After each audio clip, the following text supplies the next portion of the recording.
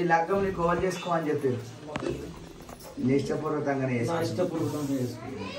ఇప్పుడు గురువు నిష్టపూర్వకంగా చేసుకుంటున్నావా ఎవరన్నా చెప్తే చేసుకుంటున్నావు? ఇప్పుడు గురువు అంటే కన్న తండ్రితో సమానం. గురువు ఒక్కళ్ళే ఉంటారు, 10 మంది ఉంటారు. తండ్రి ఎంతనో గురువు అంతా. ఉన్నన్ని రోజులు మనం పుట్టినాడు పోయినాడివి పటమే, ఉన్ననాడివి పటమే. వీడు అస్సాలు వేస్తే ఏదో లగ్గం చేసినాం అంటే కాదు, కొన్ని నియమాలవి పాటించాలి. ఇప్పుడు ఇక్కడ నీకు దేవుడు వస్తుంది కాబట్టి సాగు కాడ తినొద్దు, సమృత కాడ తినొద్దు, పురుడు కాడ తినొద్దు. ఖచ్చితంగా ఇంట్లో ఆనకాయవి తినొద్దు. కను నీకు ఏదైనా ఆపద ఉంటే నువ్వు రావాలి, రాని పరిస్థితి ఉంటే నేను వస్తా. నువ్వు ₹1 కోటి పండుగ చేసినా కానీ తెల్లారి మనం చేసుకుంటేనే అన్నం వస్తుంది. భగవంతుడు కాలి కృపా కటాక్షం ఉంటే చేసిన కష్టం అందు అరకత బరకత ఉంటుంది.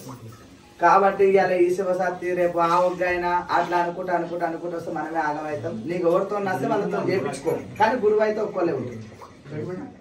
ఇప్పుడు నేను ఒప్పుకున్న కాడికి అన్ని చేసినా ఏమైనా తక్కువ అయింది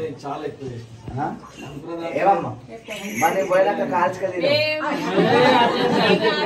ఒప్పుకున్న కాడికి అయితే అన్ని విధాలు చేసినా అందుకోసం నేను పండుగ చూసినాక ఇప్పుడు నీకు అర్థమవుతుంది, నీకు ఇంత అనిపిస్తుంది. ఒప్పుకున్న కాడికి ఏదైనా ఉంటే ఇప్పుడే అని మళ్ళీ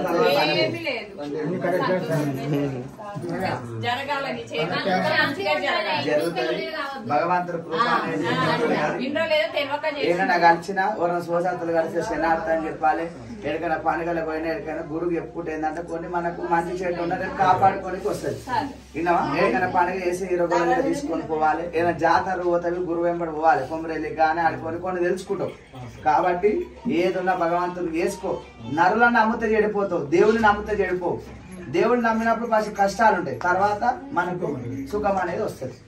అర్థమవుతుందా? చేసేదంటూ భగవంతుడు కృపా కటాక్షం ఉంటుంది.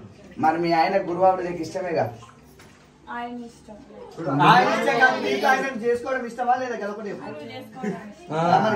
ఆయన ఇష్టం అంటే నీకు ఇష్టం లేదా?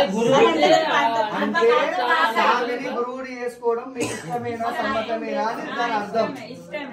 సరే కదా, పబ్బతి పట్టుకోండి. దండము, పెద్దలకు దండము, దండము, 18 పని మాటలకు దండము,